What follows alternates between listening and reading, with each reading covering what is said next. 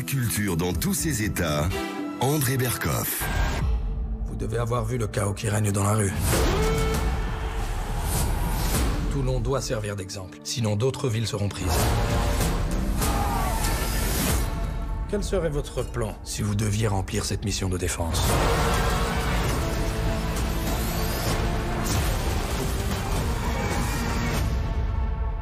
Je vous ai promis de grands succès. Quel étrange costume portez-vous? Ceci est mon uniforme.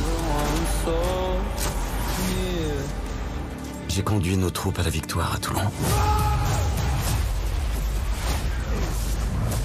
Quel est votre nom? Napoléon. Le cours de ma vie vient-il de changer? Napoléon. Napoléon. Napoléon, évidemment, on célèbre hier, aujourd'hui, demain, l'empereur. L'extraordinaire homme d'État, guerrier, souverain, amoureux, oui, de Joséphine. Tellement amoureux de Joséphine qu'il s'est passé beaucoup de choses selon Ridley Scott. Ridley Scott, dont le film, intitulé évidemment Napoléon, vient de sortir sur les écrans français, suscitant à la fois éloge et polémique. Eh bien, on va en parler avec Thierry Lenz, qui est l'un des plus grands connaisseurs de Napoléon, qui a écrit 46 ouvrages sur l'empereur et qui va nous dire ce qu'il en pense. Il n'en pense pas toujours du bien, mais au moins nous allons creuser dans cette émission préparée avec Céline Alonso. Qui est vraiment Napoléon et est-il vraiment bien portraituré dans le film de Ridley Scott? La culture dans tous ses états, André Berkoff. Votre Majesté, nous sommes découverts. Bien. Attendez! On est sur la glace! C'est un piège! Retirez-vous!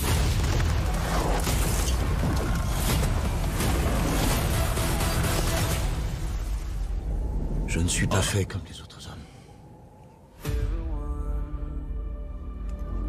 Mais ceux au pouvoir ne me voient que comme un guerrier, ne pouvant prétendre à aucune charge.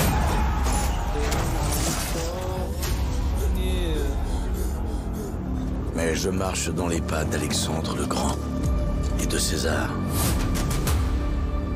Quel est votre nom? Napoléon. Le cours de ma vie vient-il de changer? Napoléon. Napoléon, ce qui est vraiment tout à fait fascinant, c'est que de l'Amérique aux confins de l'Ouzbékistan, qui ne connaît pas Napoléon? Qui n'a pas entendu parler, qui n'a pas entendu ce nom résonner un peu partout, dans les steppes, un peu partout, et qui fascine encore les cinéastes du monde entier, les écrivains, bien sûr. On a vu ce qui s'est passé, on ne va pas les énumérer toutes, il faudrait 3 heures d'émission.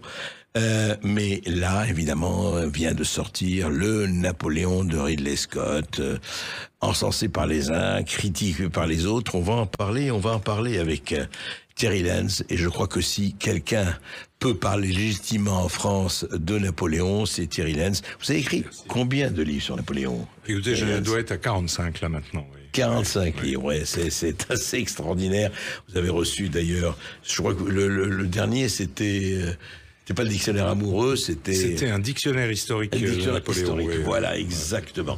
Et là, vous sortez, je voudrais qu'on en parle avant de parler du film, bien sûr, vous sortez un livre, d'ailleurs, que j'ai lu avec beaucoup de plaisir, sur les bords de Seine, Histoire et secret du tombeau de Napoléon. C'est-à-dire, même la mort de Napoléon et le tombeau dans lequel il gît est une histoire formidable. Alors, racontez-nous, c'est quoi? Oui, c'est-à-dire que même, comme vous le dites, dès qu'il s'agit de Napoléon, alors d'abord il y a des choses grandes, le tombeau tel qu'on le connaît, aux Invalides, sa crypte, ce qu'on dit être du porphyre et qui est en fait du quartzite de Finlande, peu importe les détails. Ouais. Mais en même temps, pour faire tout ça, il y a un chantier qui dure 10 ans. Il y a 10 ans d'hésitation après de Napoléon III pour savoir s'il va finalement mettre son oncle dans son tombeau, et avec des histoires à la fois tragiques, des accidents du travail sur le chantier par exemple, on n'en avait jamais parlé, des histoires un peu comiques avec les journalistes qui s'attaque à l'architecte, etc. Et puis, comme d'habitude, les histoires de gros sous, parce que tout le monde dit que ça coûte trop cher. Et puis, quand on réduit le budget, tout le monde dit que bah oui, alors on est mesquin.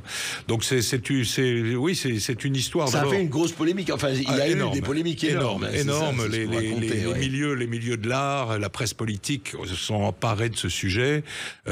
Pendant une bonne dizaine d'années, il n'y avait pas une semaine sans qu'une polémique ne soit lancée.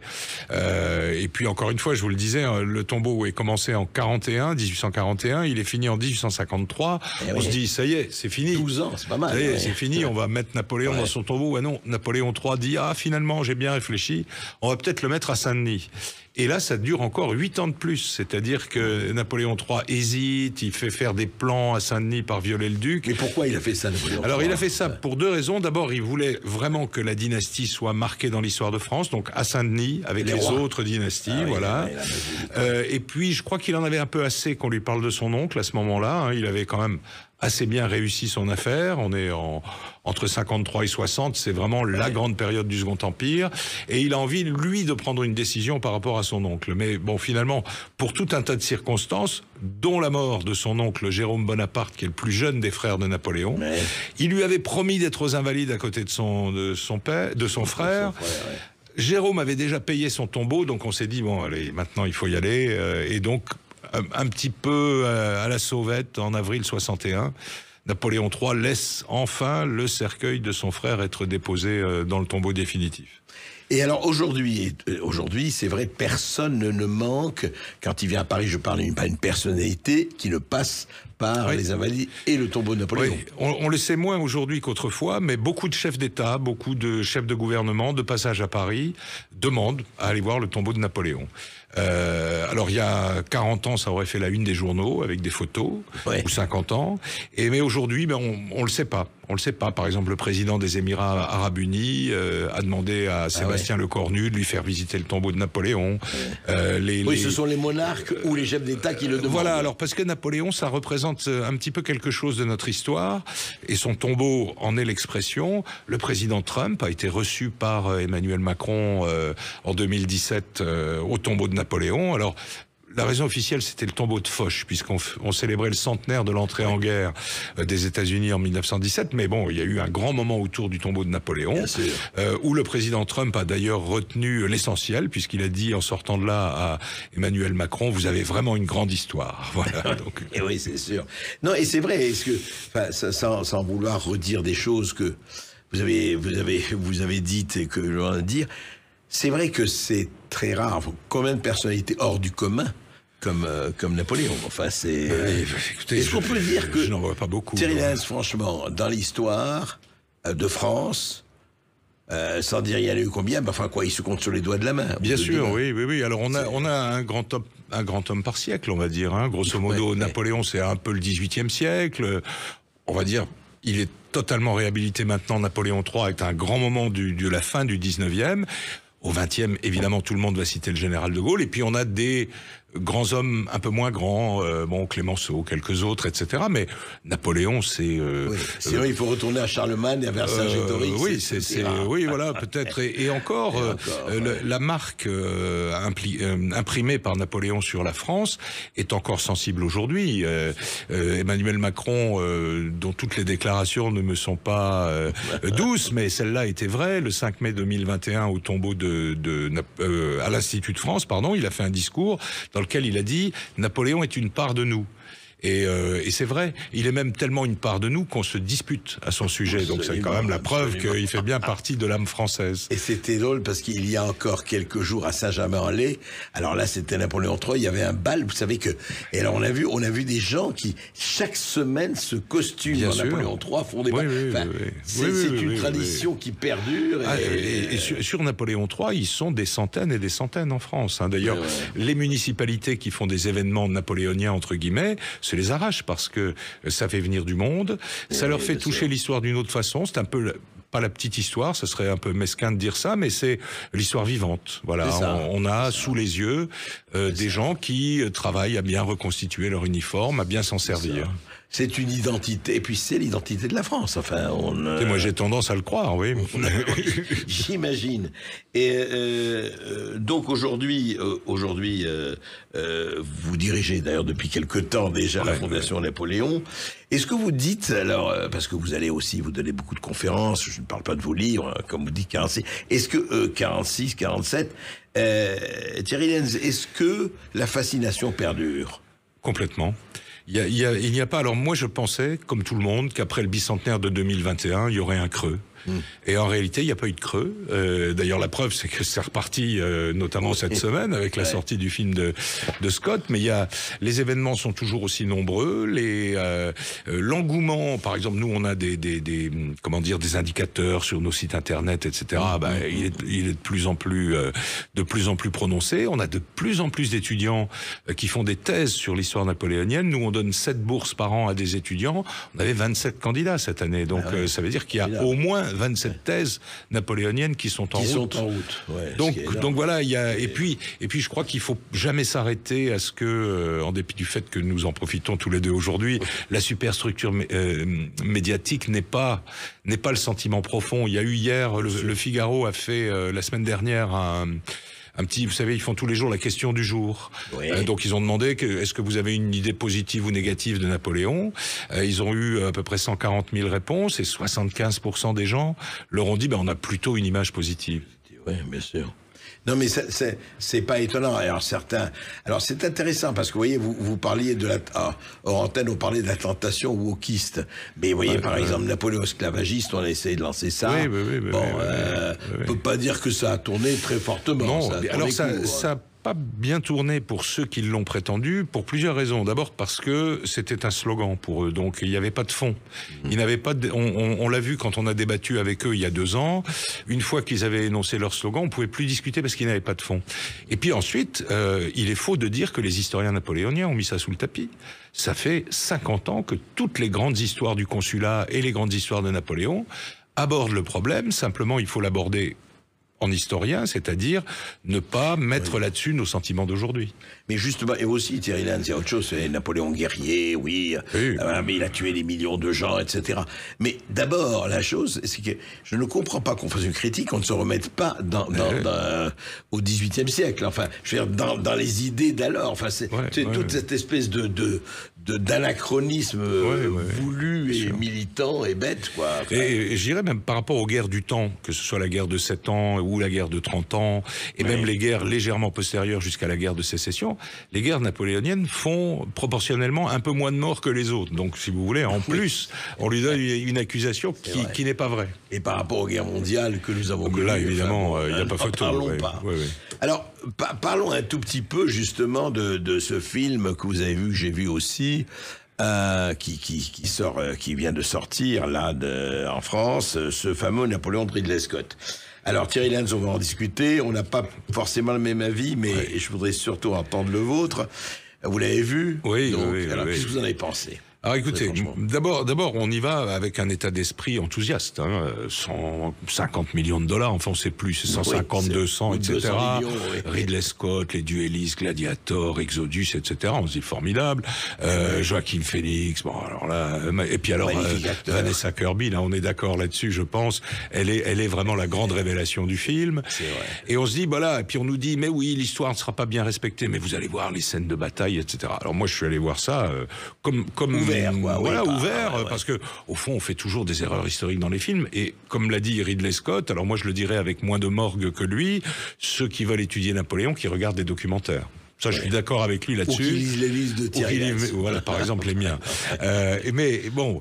Et puis, on voit un film où, comment dire, comment on appelle ça, l'angle d'attaque ou le propos du livre est déjà nous met un petit peu dans la gêne. Puis ensuite, sur le plan historique, alors les erreurs, il y en a une par minute. On va pas s'arrêter là-dessus. Non, je veux dire, pourquoi le propos du livre vous met dans la gêne? Écoutez, le propos, c'est Napoléon conquiert le monde pour conquérir ou garder Joséphine. Bon, alors c'est vrai que c'est un couple qui est très particulier dans l'histoire de France, un couple très fusionnel, avec, on va dire, au début de leur relation, un déséquilibre en faveur de Joséphine. Ça, c'est totalement vrai. Mais à partir du moment où Napoléon a son destin qui est lancé, il est un homme d'État. C'est-à-dire que pas plus qu'une décision un peu cruelle la vie de Joséphine ne compte dans ses décisions.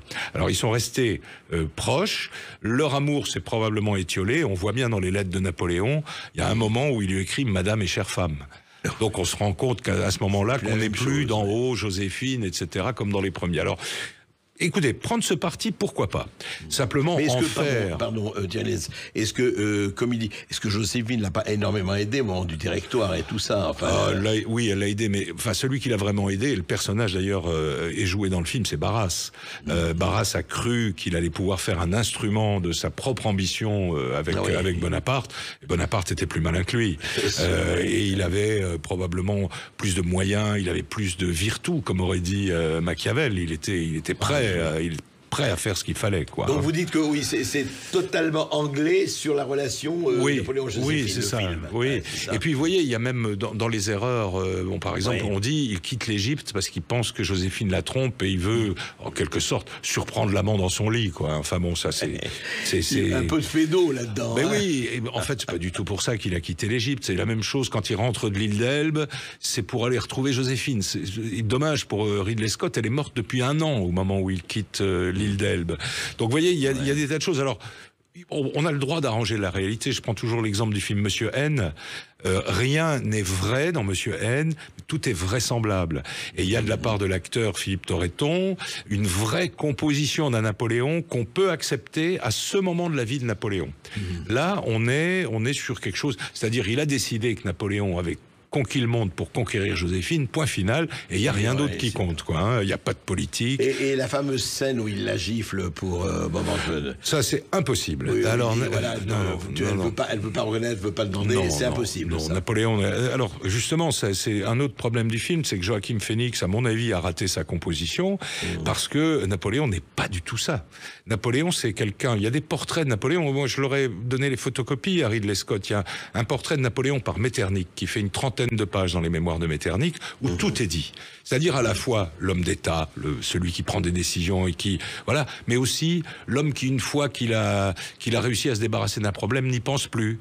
Un homme distingué, un homme qui sait se tenir en société et non pas cette espèce de soudard pleurnichard qu'incarne à certains moments Joachim Phoenix. Alors c'est sûrement un très très grand acteur. Moi je suis incapable de juger ça, mais le jeu qu'il donne, c'est Joachim Phoenix regardant Joachim Phoenix jouer Napoléon, quoi. Oui, c'est ça. Vous voulez dire que c'est pas le rendu de Napoléon, c'est Joachim Phoenix faisant une performance. Oui, c'est ça. Vous savez, on a souvent moqué le film où il y a Christian Clavier qui joue Napoléon.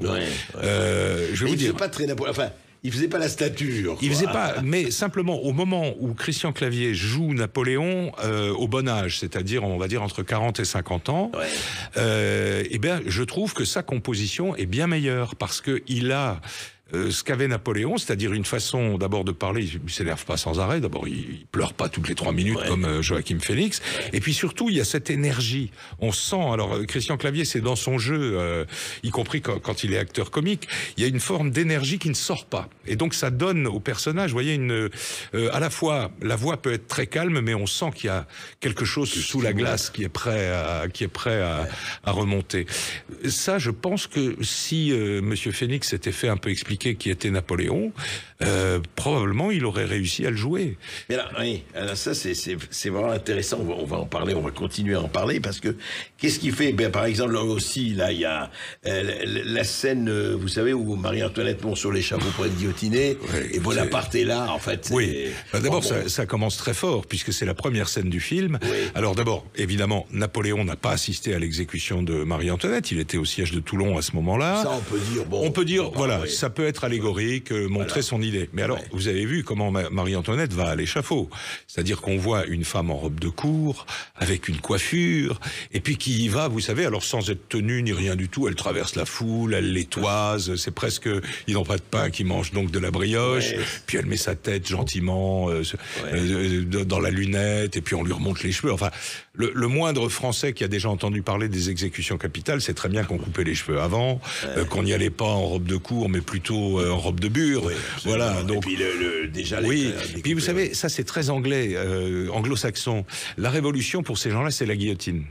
C'est toujours comme ça que ça se termine. C'est la révolution, ça ne peut être que la guillotine. Alors, il y a de la guillotine dans la révolution, c'est pas moi qui vais vous dire le contraire. On peut pas dire qu'il n'y en a pas eu beaucoup. Il y en a eu même peut-être trop, et puis plus la Vendée et plus le reste. Mais voilà, c'est ramassé. Moi, je vois très bien les écrits anti-français du début du 19e siècle venus d'Angleterre. Ah ouais. C'est ça, c'est le peuple de la guillotine. C'est comme ça qu'on nous appelle. C'est le peuple qui tue ses rois. Voilà. Ouais, c'est ça. On va reprendre tout de suite avec Thierry Lenz, Napoléon, Ridley Scott, Joaquin Phoenix, et comment on fait avec l'histoire. On en parle tout de suite. La culture dans tous ses états, André Berkoff.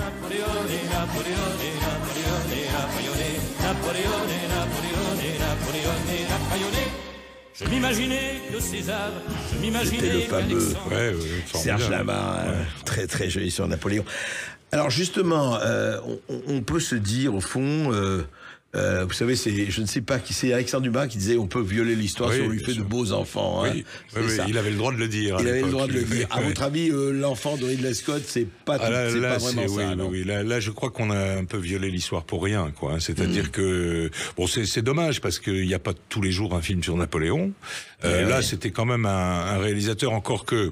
Écoutez, moi je suis pas spécialiste de cinéma, mais enfin les tout derniers films de Ridley Scott, ils avaient été faits un peu vite. Ouais. J'ajouterais qu'on pourrait lui reprocher aussi d'avoir remplacé Kevin Spacey dans un des films et qu'on ne l'a pas entendu beaucoup s'excuser lorsque tous les tribunaux anglais et américains ont innocenté de ce qu'on l'accusait. Kevin Spacey. Ça c'est le petit coup de patte que je donne au passage. Mais voilà, donc je trouve qu'un film qui coûte aussi cher, avec aujourd'hui les possibilités que donnent les effets spéciaux, les batailles ont l'air de bagarres, je le dis, j'arrête pas de le dire, mais c'est les bagarres des Vikings dans Valhalla. Les gars, vous savez, qui se disent viens par ici. Waterloo, ils sortent des tranchées quand même pour partir à l'assaut. Je sais pas si vous avez remarqué. Donc le conseiller historique qui est un médiéviste, alors donc on peut lui pardonner. Alors ce conseiller historique, comment ça se fait? Il est médiéviste, c'est ça, mais il connaissait pas. Comment il se fait que Ridley Scott il a donné une interview dans laquelle il explique que en réalité on l'a appelé 10 jours avant le début du tournage et que alors il dit qu'il a eu le temps d'ingurgiter pendant les 10 jours des milliers de pages, etc. Bon, c'est tout. Mais c'est pas du tout un spécialiste de Napoléon. Pas un spécialiste de Napoléon, et lui-même avoue que son rôle sur le tournage a été de régler des points de détail. Bon, donc, je sais bien, les conseillers historiques dans le cinéma, vous savez, on les écoute un peu, mais pas beaucoup. Pas beaucoup, c'est clair. Mais cela dit, voilà, il faut pas après, si vous voulez, le hors du film, il y a eu aussi l'attitude un peu de Ridley Scott, qui dès qu'on critique un petit peu son travail, se met à nous insulter. Les Français ne s'aiment pas, ils n'ont qu'à lire des livres, enfin, etc. Et puis en plus, il essaye de parler d'histoire napoléonienne alors que manifestement il y connaît rien. Ils ont visité le musée de l'armée, ils ont fait un film là-dessus pour montrer, regardez, on est allé voir le musée de l'armée, Joaquin Phoenix passe son temps à se moquer des objets et à dire tout ça c'est des faux objets en plastique qu'on a mis là, etc. Enfin bon, voilà. Donc on n'a pas, moi je ne crois pas qu'on ait de cadeau à faire à des gens qui parlent comme ça, quoi. Mais dites-moi, par exemple, je pense à un des épisodes, quand même, qui m'a l'air assez... Alors, l'île d'Elbe, le fameux, les 100 jours. Oui. Les 100 jours sont assez vraisemblables. Enfin, oui, ça s'est vraiment passé comme ça. C'est-à-dire qu'à un moment, Napoléon quitte l'île d'Elbe, mais répétons-le, il ne quitte pas l'île d'Elbe pour aller retrouver Joséphine, qui est morte depuis longtemps. Oui, c'est-à-dire que lui, tout se passe vis-à-vis de l'autre de Joséphine. Oui, bien sûr. Vous savez, c'est un peu comme Oliver Stone avec le Vietnam, quoi. Oliver Stone ferait un film sur les Indiens, il faudrait qu'il y ait du Vietnam dedans. Donc lui, c'est la même chose. Il voulait absolument ça. Et donc après, alors, vous voyez, je donne une comparaison. Alors, je pense que les auditeurs vont comprendre. Il y a eu en 1970 un film fait par Sergei Bondarchuk qui faisait la bataille de Waterloo, enfin qui s'appelait Waterloo. Bondarchuk a tourné à l'ancienne, sans effets spéciaux. Il avait, c'est vrai, des régiments de l'armée rouge pour faire les figurants, etc. L'Union soviétique avait ça de bien. Elle avait ça de bien. Et quand elle voulait faire un film, elle le faisait. Et donc il fait ce qui est terrible, c'est que Ridley Scott, a voulu rivaliser un petit peu avec Bondarchuk, puisque la scène de l'alliance, enfin quand l'armée rejoint Napoléon à la Fraie, Bondarchuk l'a faite, et la scène des carrés anglais à Waterloo, Bondarchuk l'a faite. Moi, si j'avais été Ridley Scott, j'aurais essayé d'éviter de rivaliser là-dessus, sauf à avoir des moyens colossaux. Des dizaines de milliers. Or, il nous fait figurants, deux petits trucs qui n'ont ni queue ni tête, alors que quand bien même Bondarchuk avait confié à Rod Steiger le rôle et que Rod Steiger a fait un numéro là-dedans, il y avait d'un côté de la crédibilité sur les scènes et de l'autre, on se dit c'est un peu poussif, quoi, des carrés avec 12 hommes par côté, ça fait quand même pas beaucoup, quoi. Et ça, donc voilà, je reproche un peu ça, c'est-à-dire je suis scrogneux sur l'histoire, mais on va dire c'est normal, c'est son truc, bon, etc. Mais comme spectateur de film, je suis extraordinairement déçu.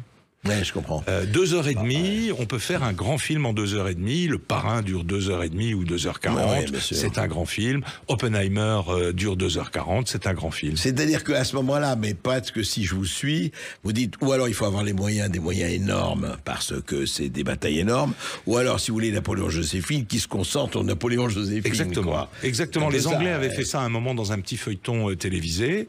Ça avait très très bien fonctionné. Ils n'avaient pas demandé les moyens, puis ils n'avaient surtout pas été dire nous, on va vous apprendre qui est Napoléon, quoi. Oui, ça c'est vrai. C'est vrai. Et je dirais comme Bachung, oser Joséphine, mais peut-être pas de cette façon. Voilà, vous avez vu, écoutez, les scènes intimes entre Napoléon et Joséphine sont d'une grossièreté. Et ça pourrait pas être comme ça. Oh non, très franchement, non. Joséphine, c'est une noble de l'Ancien Régime. Napoléon, c'est un homme très bien élevé. Alors, il a de temps en temps des petites saillies, c'est vrai. Enfin, c'est le cas de le dire. Mais là, les scènes entre les deux sont, mais d'une vulgarité même. C'est terrible la façon dont Joséphine aurait séduit Napoléon. Enfin, on peut le dire en remontant ses jupes et en disant à Napoléon, quand vous baisserez le regard, tout ce que vous verrez vous appartiendra. Franchement, là, il fallait quand même y aller, hein. Et que une actrice aussi délicieuse, je le redis, que Vanessa Kirby, on lui a demandé de le jouer comme ça. Les scènes d'amour, Napoléon qui pousse des grognements de chiens, enfin, etc. C'est très british, quoi. Voilà, Napoléon, c'était une espèce de moins que rien, qui était sanguinaire et qui a réussi à conquérir l'Europe. En fait, c'est le plouc, le plouc corse un peu. Voilà, c'est le plouc. Nous sommes des ploucs. Brut de décoffrage, c'est un ça. peu ça, alors que c'est tout le contraire. On le sait, on connaît bien l'éducation de Napoléon. On sait très bien que il est arrivé dans les salons comme s'il y avait toujours vécu, et ça a été le cas d'ailleurs de tous les frères Bonaparte. Ils ont été fort bien élevés par leur mère, mais aussi, on l'oublie parfois, par leur père, qui était un homme délicat, qui avait été bien élevé. On parle de la mère de Laetitia beaucoup. Oui, alors le père est mort jeune, mais le père, il a quand même donné la première éducation à ses enfants. Et puis, vous savez, c'était comme tout le monde. Quand un homme venu, on va dire, de province, de la Corse, veut pénétrer le milieu parisien, il se met au diapason. Il va pas commencer à leur dire, c'est pas comme ça que ça se passe. Il était bien élevé. Mais juste, vous en parlez, mais là, ça va. Est-ce que vraiment il ne parlait pas français du tout? Alors, parce qu'on dit la légende urbaine, c'était pas un mot, etc. Pas un mot de français. Il baragouinait le français à l'âge de 8-9 ans. Quand il est parti sur le continent, il a passé 4 mois au collège d'Autun pour se remettre à niveau en français. Voilà. D'accord. Donc ça, c'est vrai. Mais après, il est resté pratiquement une dizaine d'années sans rentrer en Corse, et il a eu véritablement une éducation française. C'est-à-dire l'éducation française de cette époque, c'est-à-dire à base de littérature, à base de grec, de latin et d'allemand pour ce qui concerne Napoléon. Voilà. Donc ça n'est pas cette espèce, pardonnez-moi l'expression, mais un peu de pecno, quoi, qui arrive dans le milieu de Joséphine. Et puis, non, mais c'est vrai. En même temps, Napoléon pouvait dire, je vous ai de la merde dans un bas de soie. Complètement, bien sûr. À propos de Talleyrand, par exemple. Donc, mais il a expliqué lui-même ses colères en disant, je suis capable de me mettre très en colère, l'air de dire, je peux jouer la colère, et puis 5 minutes après, j'y pense plus. Donc en fait, ce que vous dites, et que je comprends, ça, je ne peux pas vous contredire là-dessus, Jerry Lance, vous dites en fait que le personnage, quelque part, manque d'épaisseur. Oui, dans manque le film de Scott, dans le film de Ridley Scott. Est-ce que vous l'avez vu travailler? Est-ce que vous l'avez vu parler de politique? Est-ce que vous l'avez vu, etc. Il y a un moment Talleyrand et Fouché qui apparaissent. ils sont là comme personnages, mais même pas secondaires. C'est des figurants. Ouais, c'est vrai. Il aurait pu quand même. Voilà. Faire le autre maréchal chose. Ney à la bataille de Waterloo, il a fallu qu'on lui mette une petite moustache franchouillarde, quoi. Enfin bon, vous voyez, il y a des tas de petits détails comme ça qui montrent qu'au fond, le réalisateur, qui pourtant, je crois, a une propriété en France et il passe beaucoup de temps, il nous aime pas beaucoup. Il nous aime pas beaucoup. Je sais, il est en Provence, il a une très très belle propriété. Pour ça, il connaît la France, il aime la France, il y passe 6 mois de sa vie. Il aime pas trop les Français, hein, vu ce que j'ai entendu cette semaine. Oui, il doit être un peu vexé qu'on lui, surtout que les critiques sont assez mitigées de ce point de vue-là. Enfin, écoutez, vous et moi, on sait ce que c'est que la vie. Il faut y aller doucement quand on n'est pas sûr. Il faut pas commencer 15 jours avant à dire, écoutez, tous ceux qui vont critiquer mon film ont qu'à acheter des livres et apprendre Napoléon, sous-entendu. Moi, j'en ai lu et je connais. Alors, quand on voit ces interviews, il nous dit il y a au moins 10 000 livres sur Napoléon. Alors déjà, c'est plutôt 200 000 que 10 000. Et puis, bien sûr, je n'ai pas pu tous les lire, mais lisant au moins un, quoi. Achète le Napoléon d'André Castelot et tu auras l'histoire de Napoléon, quoi. Non, mais c'est assez étonnant parce que... Mais dites-moi, je veux dire, vous avez vu pratiquement pas tous les films, enfin la plupart des films. Il y en a eu pas loin d'1 millier, avec 296... Oui. Il apparaît dans 1 millier de films, à peu près, hein, Napoléon. Alors parfois de loin, etc.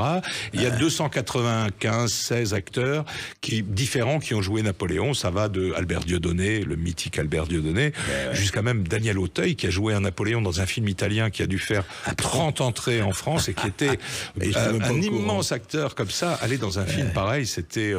moi qui l'adore, j'ai trouvé que c'était un peu décevant. Mais c'est étonnant, vous savez, Thierry Liens, je vais vous raconter une petite anecdote, mais personnelle. Je me rappelle que j'étais au Liban, parce que j'ai vécu mon père avait été envoyé au Parlement du Ballet français, enfin peu importe, et j'avais vécu ma jeunesse au Liban, et je me rappelle avoir vu à Beyrouth Si Versailles m'était compté de Sacha Guitry. Et je raconte pourquoi. À un moment donné, il dit, il y a quelqu'un qui a visité Versailles, mais n'a jamais voulu y séjourner, c'est Napoléon. Et donc on voit Napoléon arriver à Versailles. Le public à Beyrouth applaudit à tout rompre. C'est le seul moment. Non, pour vous dire ce que c'est que Napoléon. Les gens ont applaudi, c'était les années 60-70, je ne sais plus. Donc c'est vraiment quelque chose qui est... C'est le personnage de l'histoire de France le plus connu, le plus étudié. Il y a des centres de recherche aux États-Unis, en Russie, où l'école historique est vraiment formidable. On attend vraiment de pouvoir retravailler avec eux, parce qu'on travaille vraiment beaucoup avec eux. Mais on m'a invité, là prochainement, je vais aller au Japon, parce qu'ils veulent qu'on leur parle de Napoléon. On parlait, vous avez dit l'Ouzbek tout à l'heure. Moi, j'ai organisé une exposition au Kazakhstan sur Napoléon. Voilà, les Canadiens, le prénom le plus donné au Canada français au 19e siècle, c'est Napoléon. Voilà, il se passe quelque chose autour de ce personnage. Alors évidemment, mais c'est pas notre sujet d'aujourd'hui. Il y a des ombres, il y a des erreurs, il y a des cruautés, etc. Mais c'est le personnage qui exprime peut-être une forme de la grandeur française, dont il est à la fois l'apogée et la chute. Et la chute, absolument. En un seul personnage, on a presque à la fois toute notre histoire et tous nos regrets. Et justement, on va en parler après une petite pause, mais ce qui est tout à fait, je crois que vraiment une des choses qui joue énormément, c'est le panache. C'est le courage, et c'est qu'on se dit qui a aujourd'hui ça. C'est vrai que quand on regarde, c'est le désert vivant. Oui, bien sûr. Alors on n'est pas obligé d'avoir toujours Napoléon, mais enfin, on n'est pas obligé aussi d'avoir des gens qui se prennent pour Napoléon et n'en sont pas capables. C'est vrai. Et on n'a pas obligé des gens qui non seulement se prennent pas pour Napoléon, mais passent sous la moquette avant même que ça commence. Donc il est pas mal d'avoir tout cela. On va en reparler avec Thierry Liens, vraiment qu'on est très heureux de recevoir, à la fois sur le film et à la fois sur, évidemment, le premier consul d'abord et l'empereur ensuite. La culture dans tous ses états, André Berkoff. Parce qu'un Corse lui fit la cour, au doux temps de ses illusions, ma mère, en me donnant le jour, me prénomma Napoléon. En haut d'un vieil hôtel miteux, je règne sur une chaise et un pieu. Mes Tuileries donnent au fond de la cour. Je suis le Napoléon des faubourgs. C'est Serge, toujours. Jean Ferrat, pardon, excusez-moi, vous voyez, j'étais encore dans Serge Lama, et c'est Jean Ferrat. Et Thierry Liens, au fond, on parlait de ce film, et je comprends que non pas le bonapartiste, mais l'historien, quand même, le plus accompli pour moi aujourd'hui de Napoléon, soit, je dirais pas légèrement, mais se disent pourquoi, qu'est-il allé faire dans cette galère, quelque part. Austerlitz. Vous avez trouvé comment la séquence Austerlitz? Alors, vous avez me trouvé très scrognonieux aujourd'hui, mais... Non, mais il faut. La scène des étangs gelés a bien eu lieu à la bataille d'Austerlitz, c'est-à-dire qu'à la fin de la bataille, donc au moment où Napoléon a gagné la bataille, les Russes se replient et traversent ces étangs gelés. Et effectivement, les batteries françaises tirent sur la glace pour que les soldats tombent dans l'eau. Alors, ce qu'on voit dans le film, c'est vraiment, ils gagnent la bataille à cause de ça. Mais bon, on a sondé les étangs, on a relevé les cadavres, évidemment. Il y a eu entre 12 et 25 morts. Ah bon? Donc sur une bataille qui a dû faire, je pense, 2000 morts en tout, quelque chose comme ça. Donc c'est un épisode légendaire, mais pas essentiel dans la bataille. Ce qui est essentiel dans la bataille, alors on va pas faire le technicien, mais c'est l'attaque sur le plateau de Pratzen par l'armée française qui coupe l'armée russe en deux. Et c'est après ce moment-là que la partie gauche de l'armée russe se sauve et traverse ces petits étangs gelés, mais qui étaient des étangs qui faisaient 50 cm de profondeur. Donc là, on a l'impression que c'est la banquise qui est... voilà. Et là aussi, alors, est-ce qu'il n'a pas fait ça pour les belles images? Mais pourquoi pas, oui, mais là, j'irais pourquoi pas.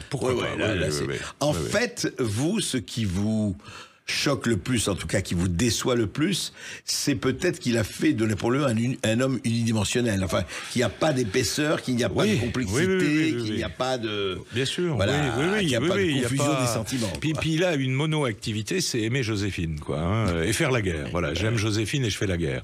C'est en quelque sorte, il nous dit, soyez cruel et amoureux, vous serez Napoléon, quoi. C'est c'est un peu trop facile. Mais, et alors justement, vous attendez quand même que d'autres films, que d'autres séries se fassent sur Napoléon? Si seulement. Mais je crois que vous avez participé à un projet. Je participe toujours à un projet qui n'est pas totalement mort, mais qui est en état, on va dire, de léthargie en ce moment. On a avec, je peux en parler, mais sans vous donner plus de détails, c'est avec le réalisateur Jean-François Richet. C'est lui d'ailleurs le chef de file de ce projet. C'est un projet qui est très abouti, il faut quand même le dire. C'est ça. Voilà, on a travaillé sur une série, mais Jean-François, qui est un réalisateur qui adore l'histoire napoléonienne, a dans ses cartons des projets de films. Alors, lui, son choix, et je crois que c'est lui qui a raison, si on n'a pas 15 heures ou 20 heures pour faire le film, il faut trouver un épisode et bien anglais à travers ça. Or lui, il a quelques projets là-dessus, je peux pas trop en parler, mais voilà, et qui sont en plus qu'il m'a raconté, il m'a montré ses débuts d'écriture. Franchement, ça peut se faire, quoi. Hein, c'est pas, et puis ça coûtera pas 130 millions de dollars. Quoique si on les lui donne, je pense qu'il est capable de les dépenser. Vous savez, je crois que des Netflix et compagnie ne seraient pas. Enfin, c'est un peu comme ils ont fait avec The Crown. Hein, oui, c'est ça. Mais vous savez qu'ils n'en veulent pas trop parce que pour eux, Napoléon, c'est le mâle blanc, conquérant, etc. On l'a entendu dans les discussions qu'on a pu avoir. Non, ça, c'est extraordinaire. Attendez, retournons là-dessus. La cancel culture et le woke vont jusqu'à dire attention, Napoléon. Donc vous allez prendre un acteur noir, ça va marcher. Vous avez vu ce qu'ont fait Disney avec, je crois que c'est avec Blanche-Neige et les 7 nains, ce qu'on a fait avec Cléopâtre, etc. Voilà, on est hélas dans un... C'est-à-dire que, enfin, vous et moi, quand on était plus petits, quand on était jeunes, tout ça faisait partie des choses naturelles de la vie. C'est-à-dire, voilà, il y a des blancs, il y a des noirs, on vivait ensemble. Et il y avait aucun racisme, évidemment, de quoi que ce soit. voilà, et puis il y avait évidemment des inégalités sociales, mais moi qui viens d'un milieu sidérurgique, ces inégalités sociales, elles touchaient indistinctement les descendants de Polonais, les descendants d'Algériens, et puis les petits Français. Mais enfin, attendez, les agriculteurs de la Creuse qui touchent 800 € par mois, c'est pas spécialement des grands mâles blancs suprémacistes. Voilà, bien sûr. C'est étonnant. Et je voudrais, justement, à propos de Napoléon, etc., etc., je veux dire, justement, on a parlé de ce Napoléon esclavagiste et on a fait un sort et on voit ce qui se passe, même pour Joséphine de Beauharnais. Oui. Alors en plus, vous avez vu la statue. Alors elle y est vraiment pour rien parce qu'au moment du rétablissement de l'esclavage, elle venait d'écrire à sa mère en lui disant les colonies, ça ne vaut plus rien, tu devrais rentrer en France. Donc si elle avait vraiment été pleine d'espoir sur la reprise en main, elle n'aurait pas écrit ça à sa mère. C'est fou. Non, mais c'est Comment on habille des gens qui n'avaient pas du tout cela. Hélas, vous le savez, hein, on est malheureusement, la connaissance est comptée pour rien. Il faut maintenant du sentiment, il faut l'émotion, voilà. Et le reste n'existe plus. Alors, je regardais la liste de vos livres. C'est extraordinaire, mais c'est vrai, c'est extrêmement impressionnant, Thierry Lenz. Et donc le dernier, c'est le tombeau le plus récent, disons. Et le prochain. Alors le prochain, ça sera pas sur Napoléon, ça va être sur un personnage que j'ai découvert par hasard. Vous savez peut-être que j'ai fait il y a quelques années un livre sur Hitler au Berghof, c'est-à-dire que j'ai décrit un peu comment on vivait, voilà. Bon. Et à cette occasion-là, un de mes amis a attiré mon attention sur un Franco-américain qui s'appelait Charles Bedeau, qui a été mêlé, on va dire, à pas mal d'affaires à ce moment-là. Et puis en cherchant un petit peu, je me suis rendu compte que ce Charles Bedeau, c'est un homme que le monde entier connaissait. Parce qu'il avait inventé un système d'organisation scientifique du travail qui a été adopté par toutes les grandes sociétés, y compris Ford, Kodak, etc. Avant Taylor, après Taylor. Alors c'est un dérivé de Taylor et en fait c'est sa méthode pratique qui a été mise en œuvre. Il a fait une fortune immense, du coup il a fait la Croisière Blanche, il organisait des grandes fêtes chez lui, puis il a acheté un château près de Tours, le château de Candé, où il a organisé le mariage du duc de Windsor et de Wallis Simpson. C'est chez lui qu'a eu lieu ce mariage. Et partant de là, il est entré dans une espèce de fascination pour le pouvoir, alors que c'était un homme d'affaires avant ça. Il organise le voyage des Windsor chez les nazis.